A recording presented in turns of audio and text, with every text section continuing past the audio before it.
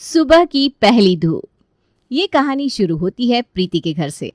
प्रीति अपने ससुराल में अपने पति, सास और बेटी के साथ रहती थी। 2 माले का घर था, घर के बाहर गाड़ी थी और पति की कमाई भी अच्छी खासी थी। तो देखा जाए तो ऑल इन ऑल एक सुखी परिवार था। आज ऑफिस से लौटकर कशिश अपनी मम्मी के गले लग जाती है। मम्मी मम्मी मेरा कॉल लग गया। दादी कहाँ है? दादी आपको पता है क्या हुआ? मेरा कॉल लग गया। हाय मेरी बच्ची, कितनी सीधी है। बैलेंस पहले होगा नहीं, अभी डला तो लग गया कॉल। दिन भर काम करके भी फोन में बैलेंस डलवाने के पैसे नहीं छोड़ पा रही है मेरी लाडो।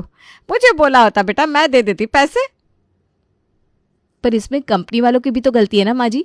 शादी अपने बेटे की और नेट का रिचार्ज आम आदमियों का बढ़ा दिया। 1000-1200 का रिचार्ज मध्यम वर्ग का आदमी करवाए तो करवाए कैसे।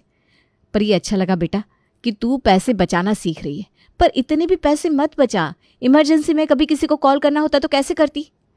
बाप रे बाप, कसम से मम्मी तुम ना दादी के साथ बैठना बंद कर दो। कल शाम ही ऑफिस से लौटते वक्त मैंने तुम्हें फ़ोन किया था कि महेश की चाट लानी है। कहा था कि नहीं? यानी कि मेरे फ़ोन में बैलेंस है। अच्छा हाँ, सुबह भी तो तुमने मुझे ऑफिस से कॉल किया था। तो फिर तू किस कॉल की बात कर रही है बेटा? कहीं तो अपने किसी लड़के दोस्त का कॉल तो नहीं मिला रही थी जो आज मिल गई? बता देख, शर्मा मत। हाँ बोल दे, दादी ना तेरी बड़ी फ्रैंक है। भाई साहब, आप लोगों के सामने मैं अपनी खुशी बांटने आई क्यों? पापा कहाँ है? तेरा बाप तो ऑफिस में है, अब तो रात को 7 बजे आएगा। पर तू ऑफिस से इतनी जल्दी क्यों आ गई?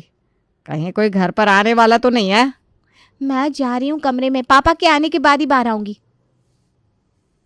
रात को खाने के टेबल पर क्या प्रीति, तुम भी ना। तुम्हारी बेटी शेयर के कॉल पुट की बात कर रही थी। 10,000 कमाया हमारी बेटी ने। और भी कमा लूंगी पापा। मैं तो चाह रही हूँ एक मोटा अमाउंट इन्वेस्ट करूँ। 25-30 लाख रुपए होते ना तो मज़ा आ जाता। 1 करोड़ तो शेयर से ही कमा के रख लेती मैं। फिर आपको ये नौकरी भी नहीं करनी पड़ती और मेरी शादी की टेंशन तो लेनी नहीं पड़ती। मम्मी के लिए डायमंड का सेट ला देती और दादी को 4 धाम करवा देती मैं। बच्चों के मुंह से निकली बातें माँ के मन में कितने दिनों तक रहती है ये तो हम जानती ही हैं। पूरी रात प्रीति कशिश की कही बात ही सोचती रहती है, जिसके कारण उसे नींद भी नहीं आती। प्रीति अपने कमरे से बाहर निकलती है और देखती है कि उसकी सास हॉल में बैठी हुई है। तुझे भी नींद नहीं आई ना बहू? मुझे भी। 25-30 लाख हम लाएंगे कहाँ से? वही तो माँ जी, हमारे पास है ही क्या? बाहर खड़ी एक खटारा कार जिसके 1 लाख के ऊपर कोई देगा नहीं, और दूसरा ये घर। अगली सुबह। अरे मम्मी तुम ये क्या बोल रही हो? नहीं नहीं नहीं, ये बहुत रिस्की है। ऊपर का फ्लैट क्यों बेच दे? रेंट पर लगा देंगे ना, बेचना क्यों है? अरे तू ज़्यादा दिमाग मत लगा बेटा। किराए में कितने ही पैसे आएंगे, बेचने में फ़ायदा है, मोटी रकम आएगी। और अगर तू उसे शेयर में ना भी लगा पाई तो एफडी कर देंगे। जितना किराया किराएदार देते उतने का तो ब्याज ही आ जाएगा। और शेयर में अगर तेरा कॉल लग गया तब तो करोड़पति बनना निश्चित है। क्यों करण? कशिश जब पैदा हुई थी ना, तभी पंडित जी ने कह दिया था कि हम लोगों को करोड़पति यही बनाएगी। ढूंढता हूं मैं कोई फैमिली ऊपर वाले माले के लिए। करण ढूंढ लाता है ज्योति के परिवार को। ज्योति के परिवार में 3 ही लोग थे, ज्योति, ज्योति का पति वीरेन और बेटा राज। अब इतने छोटे परिवार को अपना फ्लैट कौन ना बेचना चाहेगा? आप जैसे किसी सभ्य फैमिली की ही खोज में थे हम। अब तो जीवन भर सहेलियों की तरह रहना है। अरे एकदम भाभी जी। और कुछ ही दिनों के अंदर ज्योति प्रीति के घर के ऊपर के फ्लोर में शिफ्ट हो जाती है। हाय, पूरा जी ही खराब हो गया। ला तो प्रीति पानी पकड़ा, कुल्ला करो। अरे क्या बात हो गई माँ जी? आप तो छत पर गई थी ना। हमारे पड़ोस में तो सभी वेजिटेरियन है, तो ऐसा क्या देख लिया आपने? अरे बोलती नहीं हूँ मैं, पर अभी देखा तो छत पर। चलो, छत पर चिप्स, कुरकुरे के पैकेट सब जगह गिरा पड़ा रहता था। आज पूरे छत पर प्याज, लहसुन के चिप्स और कुरकुरे बिखरे पड़े थे। कहीं कहीं तो पोहे भी गिरे देखे मैंने, सब्जियों के छिलके भी थे। देख कर ना जी खराब हो गया मेरा। 2-4 पर तो बचते बचाते पैर भी पड़ गया। अब जो भी है तो खाने की चीज़ ही। दादी बिल्कुल ठीक कह रही है मम्मी। आजकल मैं भी ना छत पर जाती हूँ तो कोई ना कोई खाने की चीज़ गिरी रहती है, खास करके सब्जी के छिलके। लगता है ऊपर वाली भाभी छत पर ही सब्जियाँ काटती है। अरे तो हमने कब मना किया छत पर सब्जी काटने से? पर कम से कम जो कचरा फैला है उसे हटाकर तो जाए। मैं आज ही बात करती हूँ इस बारे में ज्योति से। कुछ देर बाद जैसे ही वीरेन अपने बेटे को स्कूल छोड़ने जाने के लिए निकलता है, प्रीति उसे टोकते हुए कहती है, और सब ठीक तो है ना वीरेन? जी भाभी, सब अच्छा है। फ्लैट लंबा चौड़ा है, छत भी अच्छा है, धूप भी अच्छी आती है। घर ऊंचा है ना आपका? मैं खुद भी छत पर आना चाह रही थी, पर सोच रही थी कैसे शुरू करूं। अब आपने बात छेड़ दी है तो कहती हूँ। आपको तो पता ही है हम लोग प्याज व्याज नहीं खाते, पर आपको जो बनाना है अपनी रसोई में बना सकते हैं। पर कम से कम छत पर उन चीज़ों के छिलके तो मत छोड़िए। आज मेरी सास का पैर पड़ गया, जी खराब हो गया बेचारी का। और आपका बच्चा तो शहर के कितने बड़े स्कूल में पढ़ता है, ईटिंग हैबिट सिखाई नहीं लगता है। आए दिन छत पर चिप्स कुरकुरे के रैपर्स रहते हैं। अब हमारे घर पर तो कोई ये चीज़ खाता नहीं। तभी अंदर से शोभा कहती है, सिर्फ रैपर नहीं रहते बहू, चिप्स कुरकुरे भी गिरे रहते हैं। पूरी बात बताना। मैं अपने तरीके से बात कर रही हूँ ना माँ जी। बताओ वीरेन, अच्छा लगता है क्या? हम भी तो रहते हैं यहाँ। इस बारे में तो मुझे कुछ पता नहीं था भाभी। मुझे काम से फुर्सत ही कहाँ होती है कि मैं छत पर जाऊँ। पर ठीक है, मैं बात करता हूँ ज्योति से। वीरेन ज्योति से इस बारे में बात करता है और ज्योति झल्ला जाती है। इसीलिए मैं किसी और के घर में फ्लैट लेना नहीं चाह रही थी। मुझे पता था ये बातें होंगी ही। हो गई ना शुरू। अरे नहीं, मतलब बुरे तरीके से नहीं कह रही थी भाभी। उन्होंने बस ये कहा कि छत को साफ रखो, ये घर आपका भी है और हमारा भी। दोबारा ये बात निकली ना तो मैं भी अच्छे से जवाब दे दूंगी वीरेन। शाम को ज्योति और वीरेन अपने बेटे के साथ बाहर जा रहे होते हैं। उन्हें देखते ही शोभा टोक देती है, और कहाँ जा रही हो बेटा? मेरे बेटे को खाने का तरीका सिखाया गया है या नहीं वो बात की बात है आंटी जी, पर आपसे मुझे ये उम्मीद नहीं। आपको दिख रहा है ना कि हम बाहर जा रहे हैं और बाहर जाते वक्त किसी को टोकते नहीं है। ये कहकर ज्योति इस रस्सा कस्सी को और कस देती है। 2 दिन बाद इस खराब माहौल को और खराब करती हुई शांति खाने की टेबल पर आकर कहती है, पिछले 3 सालों से मैं इस घर में झाड़ू पोछे का काम कर रही है भाभी। आज तक सीढ़ियाँ इतनी गंदी नहीं रही जितनी अब रहती है। कभी तेल, कभी साबुन, और छत बाबा रे बाबा। ये सब उस बच्चे का काम होगा। बच्चे की क्या गलती माँ जी? वो तो बच्चा है, उसकी माँ को समझना चाहिए ना। अब उसकी माँ समझे ना समझे, अगर सीढ़ियाँ और छत इसी तरह गंदे रहे ना तो 600 रुपये में मेरे से झाड़ू पोछा नहीं हो पाएगा। हाँ, हफ्ते में सिर्फ एक ही बार तो छत और सीढ़ियाँ साफ करती है तू। 600 में क्यों नहीं हो पाएगा शांति? अरे भैया, पहले आपके घर में इतनी गंदगी कहाँ रहती थी। अब तो तेल के दाग छुड़ाने में मुझे आधे घंटे से ऊपर लग जाता है और दूसरी जगह जाने में देरी हो जाती है ना। जितना वक्त सीढ़ियों को साफ करने में लग रहेला है उतने में मैं दूसरे घर के काम भी कर लेगी। और मैं एक्स्ट्रा पैसे आप लोगों को देने थोड़ी ना कह रही हूँ। इस घर में अब नए लोग भी आ गए तो उसके हिसाब से आधे पैसे उनको भी देने चाहिए। आखिरकार गंदगी तो वही मचा रहे हैं। ये हुई ना बात शांति। इस घर में बिजनेस वुमन वाला दिमाग या तो तेरा है या मेरा। और शाम को शोभा पहले ही जाकर छत पर बैठ जाती है ताकि जैसे ही ज्योति छत पर चढ़े वो पैसे की बात कर ले। कुछ देर बाद ज्योति राज के साथ छत पर आती है। बच्चे को टहलने के लिए लेकर आई हो ज्योति बेटा, अच्छी बात है। चिप्स बहुत खाता है हमारा राज और गिराता भी है। वो क्या है ना बेटा, काम वाली कह रही थी कि अब वो सीढ़ियों और छत पर झाड़ू नहीं लगाएगी। आप लोग पैसे कम दे रहे होंगे आंटी जी। कम पैसे दे या ज़्यादा, आज तक पैसे तो हम ही दे रहे थे ना बेटा। पर पहले उसे कभी दिक्कत नहीं हुई। दिक्कत तो अब शुरू हुई है जब से आप लोग आए हैं। अब यह घर आपका भी है और हमारा भी, और छत की सीढ़ियाँ तो दोनों परिवार इस्तेमाल करते हैं ना, तो उस हिसाब से आधे पैसे आपके भी देने बनते हैं। क्योंकि जब से आप लोग आए हैं सीढ़ियों में न जाने क्या क्या गिरा रहता है। और ये छत इसके कचरे के बारे में तो कितनी बार बता चुकी हूँ मैं। इस बारे में आपने हमें पहले तो बताया नहीं था आंटी जी। और अगर आपको पैसे लेने ही थे तो फ्लैट बेचते वक्त बोलना चाहिए था ना। अच्छा ठीक है, नहीं लेते पैसे, आप छत पर आना छोड़ दीजिए। ऐसा तो आप नहीं करेंगे ना?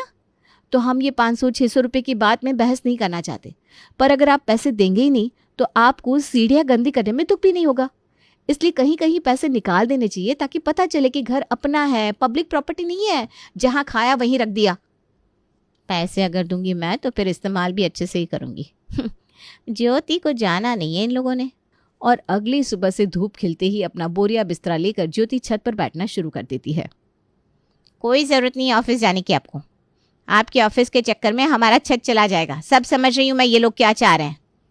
तुम्हारी बात में दम तो है ज्योति, वरना अचानक इन्हें छत में गंदगी दिखने लग गई, सीढ़ियाँ साफ करने के पैसे मांगने लगे। मैं छत को हमारे हाथ से जाने नहीं दूंगा मम्मी, आप टेंशन ना लो। जैसे जैसे धूप आगे खिसकती जाती है, ज्योति, राज और वीरेन भी अपनी चटाई घिसकाते जाते हैं। कुछ देर बाद शोभा धूप सेकने छत पर आती है। इन लोगों ने तो पूरी धूप ही रोक ली है, अब मैं कहाँ बैठूं? अरे ज्योति, जरा साइड हो, मैं भी धूप सेकूं। उधर तो जगह है ना आंटी जी, उस साइड बैठ जाइए। इधर मैं प्याज काटूंगी तो फिर आपको दिक्कत होगी। और राज, तू हमारी बातें सुनने बैठ गया क्या? पढ़ाई करने बिठाया ना मैंने तुझे कि लोगों की बातें सुनने? चल होमवर्क कर। प्लीज़ आंटी जी, आप यहाँ से चली जाइए, राज को डिस्टर्ब होगा। बाप रे बाप, ये तो बड़ी सयानी निकली। धूप खुद रोक कर बैठ गई और चाहती है कि मैं छांव में बैठूं ताकि मुझे ठंड लग जाए। शोभा नीचे आ जाती है और दोपहर में फिर से छत पर चढ़ती है और देखती है कि ज्योति घसकते घसकते दूसरी ओर आ गई है, पर धूप नहीं छोड़ी उसने। बाप रे दादी, आप तो ठीक कह रही थी। ज्योति भाभी तो इंडक्शन लेकर ही आ गई। यही खाना वाना बनाकर ही नीचे उतरेंगी लगता है। मुझे तो लगता है इन लोगों का इरादा हमारी छत पर कब्जा करने का है माँ जी। ये शेर है तो मैं भी सवा शेर हूँ। अगली सुबह सूरज की पहली धूप पड़ते ही मैं छत पर आकर बैठ जाऊंगी। और 7:15 होते ही प्रीति छत पर आ गई, एक हाथ में पंखा और चादर और दूसरे में सब्जियां लेकर। यहीं सब्जियां काट लूंगी और धूप भी सेक लूंगी। राज को स्कूल भेजने के बाद ज्योति ऊपर आती है। ओहो मैडम, आज पहले ही छत पर चढ़ी हूँ। ये बताओ जी, हमारा धूप सेकना भी बर्दाश्त नहीं हो रहा इन लोगों को। पर इसे पता नहीं कि ज्योति कहाँ तक पहुँची हुई है। पूरा दिन धूप एक ही जगह तो रहेगी नहीं। धूप कुछ देर बाद जिस जगह पर पड़ती है, ज्योति वहां जाकर बैठ जाती है। धूप जैसे ज्योति के पास आती, प्रीति उसके बाद वाली जगह पर जाकर बैठ जाती। इस तरह से ये सिलसिला चलता रहता है। चलो ज्योति, अब सर को, अब धूप खत्म हो गई है। अभी कहाँ खत्म हुई है भाभी, अभी तो एक किरण धूप की आ रही है। मुफ्त में धूप मिल रही है तो पूरी तरह शाम जब तक ढलेगी नहीं, ये ज्योति भाभी नीचे नहीं जाएगी। अपने बेटों को पढ़ाकर यही बैरिस्टर बना देगी लगता है। अभी सबक सिखाती हूँ। और जहाँ बैठकर राज पढ़ाई कर रहा था, कशिश वहीं जोर जोर से गाना बजाने लगती है। गाना बज रहा है तो जरा हम भी नाच लेते हैं, क्यों कशिश दीदी?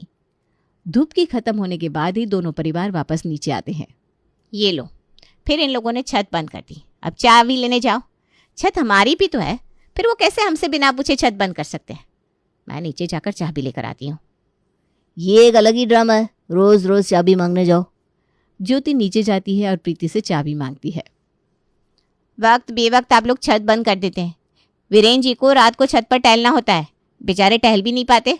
अब चाबी मुझे दे दीजिए, अब से मैं छत बंद कर दिया करूंगी।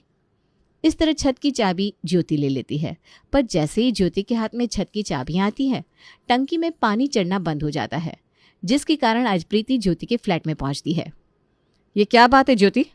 लाओ चाबी मुझे दो। तुम्हें चाहिए चाबी तो दूसरी बनवा लो। 2-3 चाबी तुम्हारे पास क्या छोड़ दिया हमने? टंकी में पानी चढ़ा ही नहीं। बाकी दिन तो तुम सुबह सुबह छत पर आकर डेरा जमा लेती थी, और चाबी मिलने के बाद छत पर एक बार भी नहीं गई। हो गया ना पानी खत्म, अब तो प्रॉब्लम सबको होगी। गुस्से में प्रीति ज्योति से छत की चाबियां लेकर छत पर चढ़ती है।